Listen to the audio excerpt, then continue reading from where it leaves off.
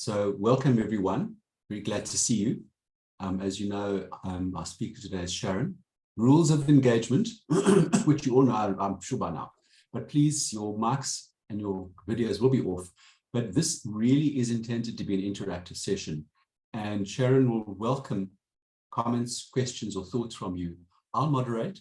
So if you can respond by typing in the chat box, and then I'll bring them to Sharon's attention at an appropriate time. So please, let's make it interactive. Engage with Sharon, ask her challenging questions. Is that a fair thing to say, Sharon? Yes, Sharon, bring it on, bring it on. Thank you very much. Thank you. Welcome, everybody.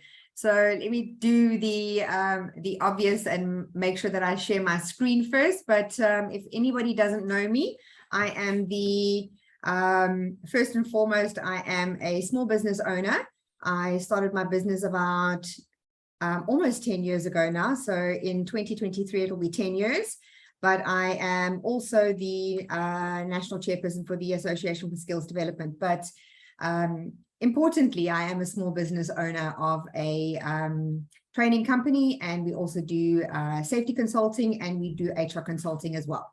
So let me share my screen and we can start our presentation.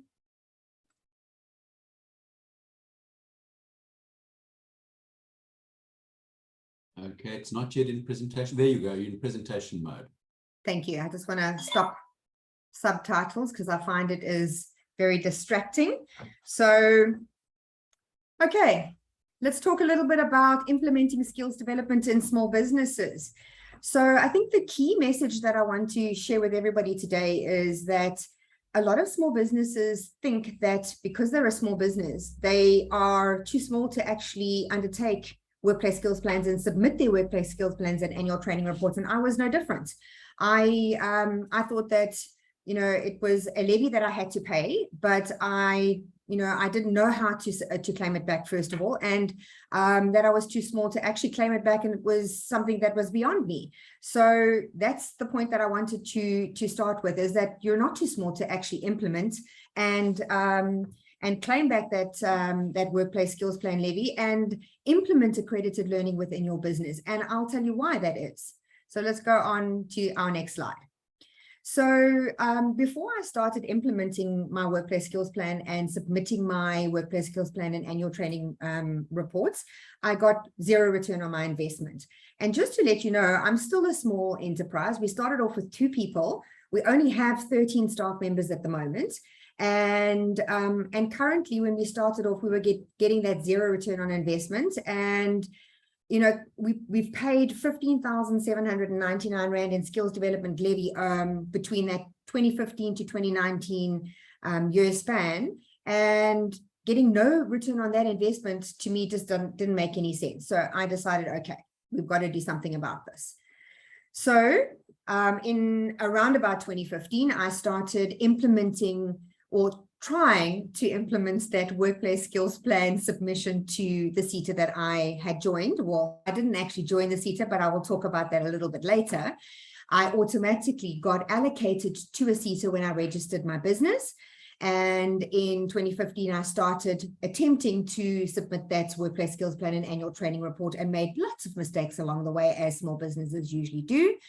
But by 2020, or 2019, when I submitted my first successful workplace skills plan, in 2020, we started receiving the rewards, and I got a successful mandatory grant submission and received my first funds back. And so as 2021 progressed and now 2022, we've now started receiving our mandatory grant submission funding back.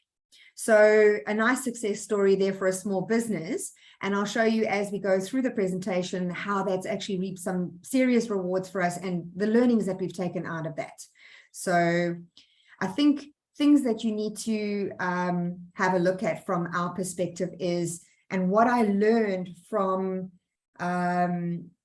this journey that we went on, and why these submissions were rejected, and what I need to teach you guys from the start is that the mistakes that I made in 2015 were that I started too late. And that's one thing that everybody will tell you from, your skills development people will tell you, don't start your submissions too late. because that's the first rookie mistake that I made. I thought, no problem, I've got this. I'm a smart person. I will go 2 weeks before the end of the due date. Define too late. When did you start? 2 weeks before submission time. I'm tough. I'm a small business person. I know what I'm doing. I've got this. I only have a couple of staff. Don't worry about this. My own experience in working with small businesses is that we start at least 3 months before due date and start to gather the information. My recommendation is it's a painful process. It is a painful process. My recommendation is you actually should be doing this on a monthly basis. Keep your records and keep them going on a monthly basis, and you can't go wrong with that. So the next rookie mistake that I made was I didn't attend the stakeholder engagement session. Because you're a small business person, you get so much information thrown at you that you don't attend everything that you're supposed to go to. And I didn't quite understand what that stakeholder engagement was all about. And some of the changes that they'd implemented throughout the years, which they do all the time, I missed some of those stakeholder engagements. And when they had system changes, I missed out on those system changes. And that's when the rejection started coming in. And that was fatal mistake number 2. And just if I can comment on that as well, I understand exactly your experience. Now, what I see happening with the seaters now is that they'll want a long stakeholder engagement session, and they will pitch it at somebody who's never done it before.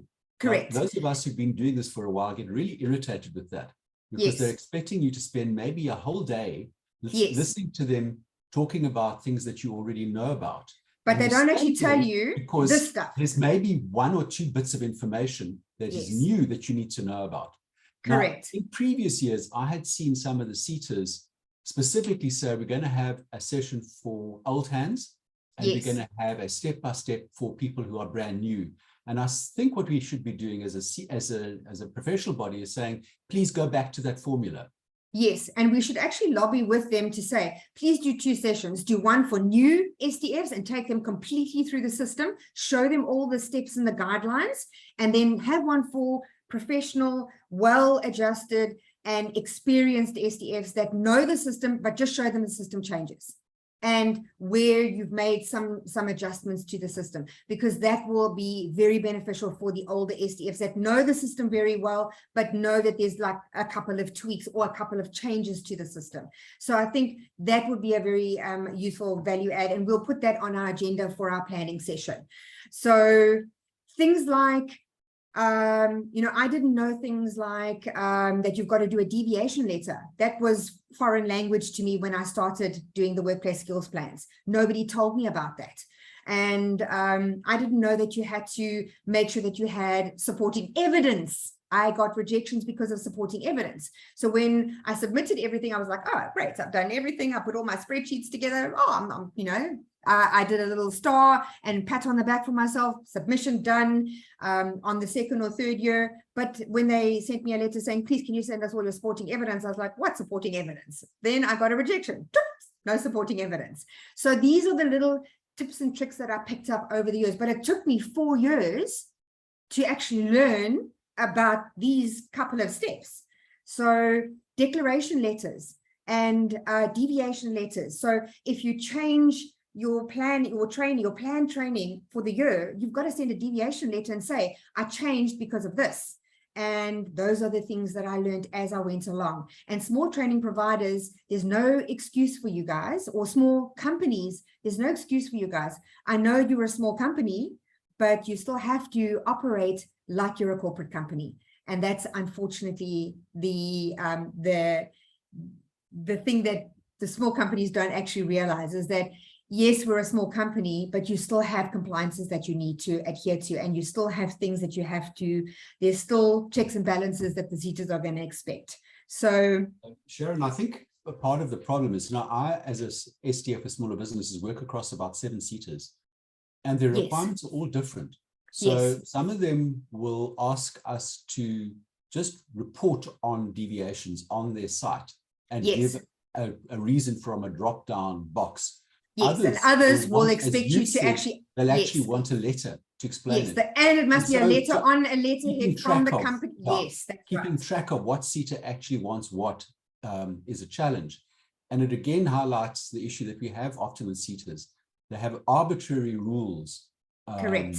And there's not common thinking. So again, another area that we need to have a look at, all these differences between the CETAs, that's something that we can look at and guide our SDFs a little bit better. So, and also guide our small company providing SDFs where you are operating across different CETAs. You know, I did a second CETA workplace skills plan for the first time this year, and I did it on mixed CETA. And what a pleasure to actually deal with their system. It was much easier than the services CETA system because it's all online. And even though I prepared very well for it, it was a much smoother transition and a much smoother process for me. So I prepared so well, but much easier integration for me.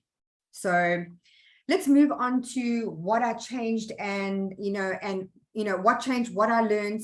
So what I learned from the 4 years of struggling through trying to submit my workplace skills plans and annual training reports is that don't submit too close to the date. Record correctly, capture monthly. So I do that now. I have a recording process. I have somebody allocated to that, even though it's a very small little thing that they have to do in a small business. Plan, prepare, record, quantify, cross-check your records. Put systems in place that make it easy for you to do that. And compile your work and your evidence in advance. It doesn't sound like it's an important thing, but it is actually extremely important. So I've created a spreadsheet for myself, and everything that I want on that spreadsheet, like statistical information, historical data, anything that I want to report on or touch on immediately, I can go to that spreadsheet and I can tell you exactly what I've done from the previous year to this year and historically for the last 5 years. So it helps me to even create a quick from an Excel spreadsheet straight to a graph or a diagram or a report very, very easily. And attend your stakeholder engagements. Sometimes they're boring, but that one nugget of information might be the difference between submitting and not submitting.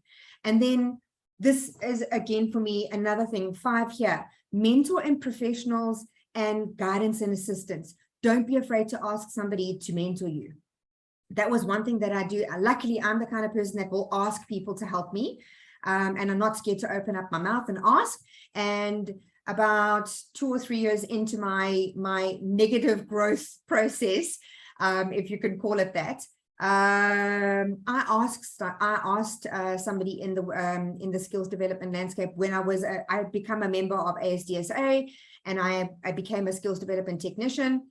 And I asked a master, please, will you mentor and guide me? And that person was integral in helping me grow and develop my entire system. And they taught me about OFO codes, and they taught me about SIC and the right CETAs, and just those little, the difference between me becoming a really good SDF and becoming really professional in a small business. And I think it's important for you to become a professional to get that mentorship and that guidance. So don't be scared to ask people.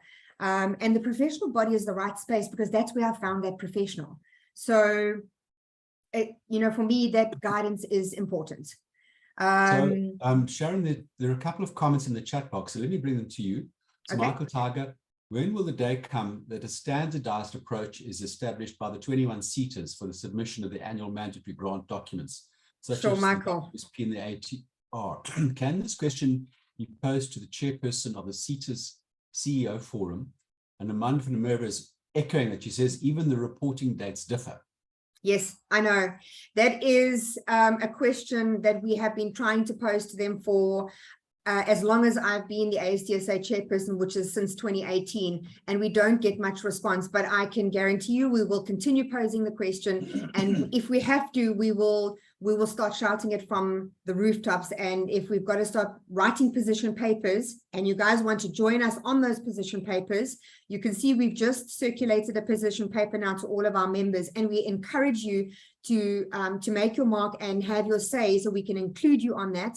We will start doing those kinds of things and saying, our members are now saying collectively with us, not just us as the exco and the board. we're including our members to say, we now need to start consolidating these issues because it's time that we take a clear stance on certain issues. Consolidating all of these things across the SETAs, yes, we need to do that. And then there's a couple more. This is just a comment from me. What I'm really interested to see is how effectively people are using the WhatsApp group to get help and guidance. Yes, please. I think it's very powerful. If you're not using it, don't be afraid. Somebody else who knows stuff will tell you about it. Yes, don't be afraid to put a question on that WhatsApp group just to answer that question. Yeah. Some people are too afraid to ask a question because they feel like it might be a stupid question. Don't ever be afraid to do that, because no question is a stupid question. Even if you are a new SDF, you may be a new SDF, and there may be a lot of mentors and possible mentors and professionals on that group. I guarantee you this is not a bad space to be in, and there will always be somebody that will respond to you and say to you, this is maybe not the right way for you to do it. Why don't you try this? And it's a good space to be in. So there are a lot of thumbs up coming onto the screen, Sharon. I don't know that you can see them. People are agreeing with you. I can see the thumbs up. I can see a couple of thumbs up coming up on my side. Yes. Then there's a couple more comments. One that relates to this is Melanie Riches. Often the SETA engagement dates are also not communicated on time or in time. How do we join the WhatsApp group? Melanie, maybe Angelique can help you with that. Okay. And then there's a comment from Sharon Boyson, which maybe I can comment on. Does the ASDSA have mentors on board or that service offering? So we do make use of mentors because, as you probably know, we're running a couple of projects for LG SETA with their candidates. And included in that is provision of mentoring to assist people, in this case, to gain their designation. Question, of course, it's always a question of costing and funding and who's prepared to pay for it. For the LG SETA, there is a grant available to do that. Internally, we don't have that, we don't have the sort of money to be able to do something like that. But there are people out there, as we've said, amongst the other members who would be more than happy to guide and assist. And if you want to achieve a financial agreement with them, I mean, that could be a private thing that you do.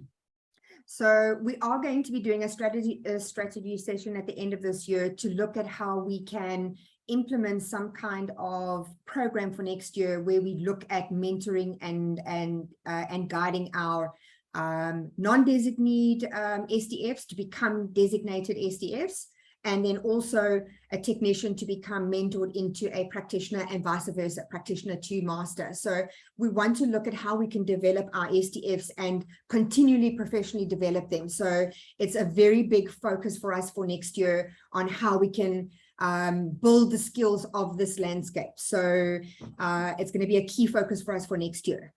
And then another nice comment from Renee Howlett: the consequence of not asking for help could be more detrimental than asking. Absolutely. Thank you, Renee. That's a very, very good comment. Thank you very much. The last point on this slide is just your gap analysis and your skills audits. Very important for you to do those before you do your, before you start planning your training, because that skills audit is crucial in determining what kind of training is needed for your staff. And I made that big mistake initially in that first year, is by thinking I knew what the gaps were in my training and what the skills were, the skills, the shortages within my staff. And it was a problem. I made a mistake there. So yeah, I think those just highlight those items. Let's move on to something that I just wanted to touch on very briefly. I know before you get too much into that, just a time highlight. You've got 10 minutes left. Okay, I'm going to quickly power through this.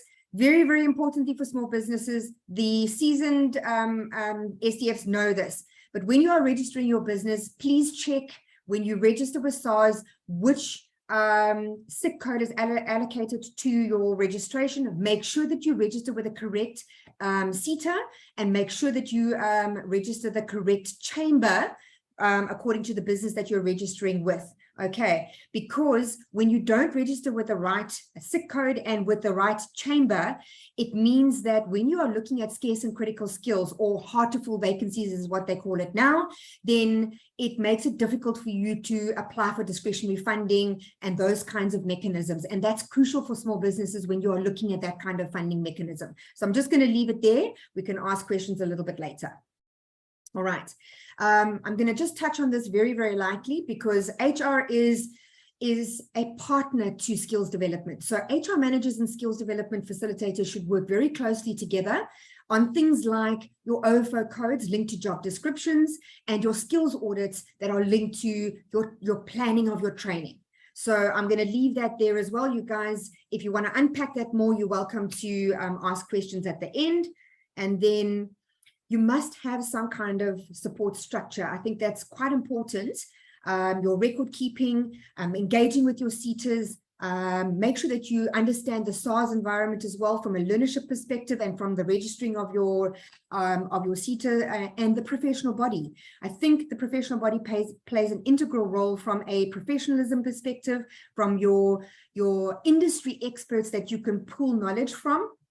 That I know that is where I got all my information from and how I grew myself as a SDF, because before I started, if it was not for the ASDSA, I would definitely not be where I am today.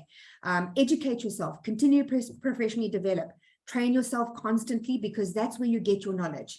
Ensure that you have your mentor and coach and belong to the correct professional body for your assistance, guidance and peers. And then this is what I think is quite important for small businesses. It's your extras and your interventions that are possible even in the small businesses. And a lot of small businesses don't know about this. So ETI, your employee tax incentives, your 1,500 Rand incentive that you get on every youth employee that you employ, that is like a rebate from SARS that you get off your PAYE bill, if anybody didn't know about that. Sharon, if I could just make a context setting. When you and I were chatting about this, you made the point to me that these are interventions that you've implemented in your small business. Every single one of these. I've actually done every single one of these. So every single one of these is what I've used in my business. I'm still using them in my business. So I try and employ any new junior appointment in my business. I utilize somebody if they don't fit the profile, I don't go for the youth employment. I do look at the skill of the person. But if I can employ a youth under 30, it's going to give me 1,500 Rand off my PAYE EMP 201 submission. And I utilize that. Currently, I get about 3,500 Rand back off my PAYE bill. Workplace integrated learning. Most of those are funded learners. So when I need administration staff in my business, I have an agreement with 2 or 3 FET colleges. And when I need staff to administer in my business, that's how I've actually grown my staff complement in my business. And they are all funded learners. And I grow, and I eventually end up employing them. So I've currently got 4 workplace integrated learners working in my business at the moment. Then I've done learnerships, I've done short skills programs that were all funded through the SETAs, and I've done recognition for prior learning with a designation for myself, and I've done recognition for prior learning with qualifications that were funded by the SETAs for my staff.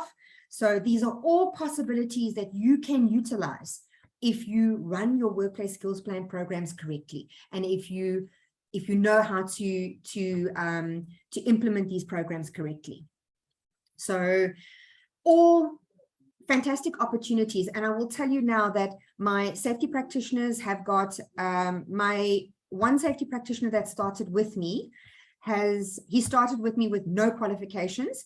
He has now moved on to his 3rd qualification. So he started at a level 3, he's done his level 4, he's now working on his QCTO level 5, and he has his professional designation. And all my other staff have benefited from some kind of training or learning intervention through the Workplace Skills Plan program. So every single staff member has benefited from some kind of program that I have used. Sharon, comment if you would for a moment. I think often the difficulty with a small business is there are so many things to do, and you worry that you're going to have the time to go and engage with these sorts of possibilities. How have you dealt with that problem? So what I do is, when I started in the beginning, I just started with one staff member, and you only focus on the most important element of your business. So I had safety practitioners that didn't have designations or qualifications. So that's where I started.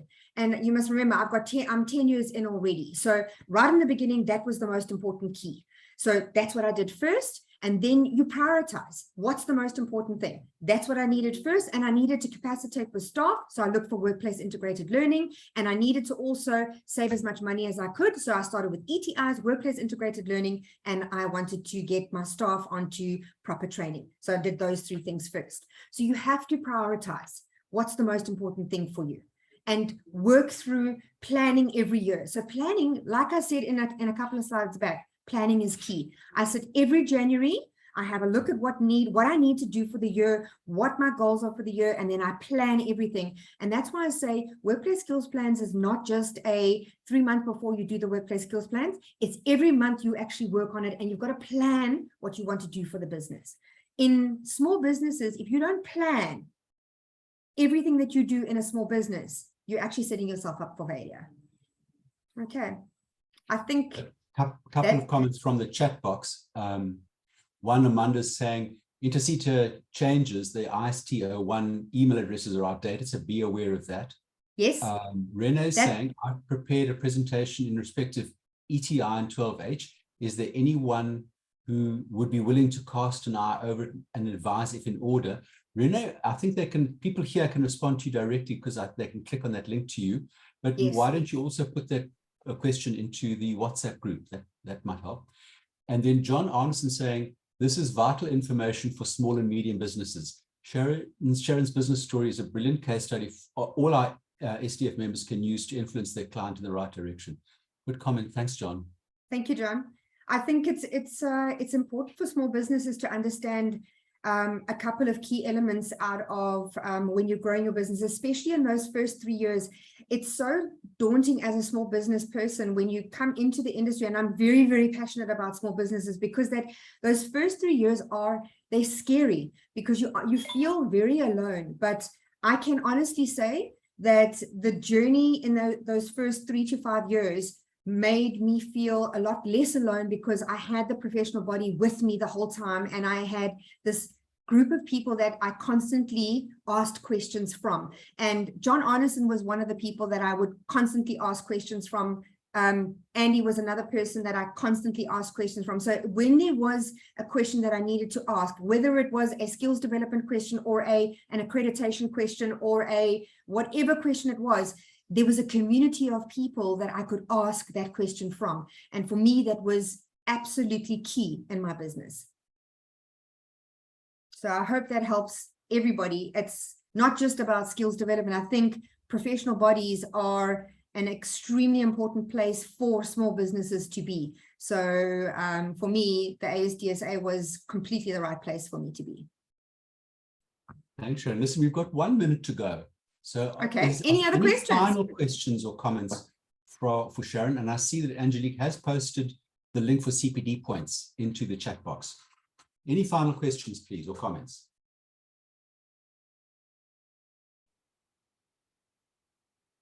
Just to let Renee know, Renee, if you want to check your ETI information, if you go onto the SARS website, there is an entire manual on the SARS website about ETI and all of their rules and regulations. You can check all your facts against those rules and regulations. Then a couple of comments more. From Angela, brilliant Sharon, thank you for this chat, helps me get a broader perspective. Elizabeth saying, greetings everyone. Sharon, your presentation is very much informative, especially to new SDFs like myself.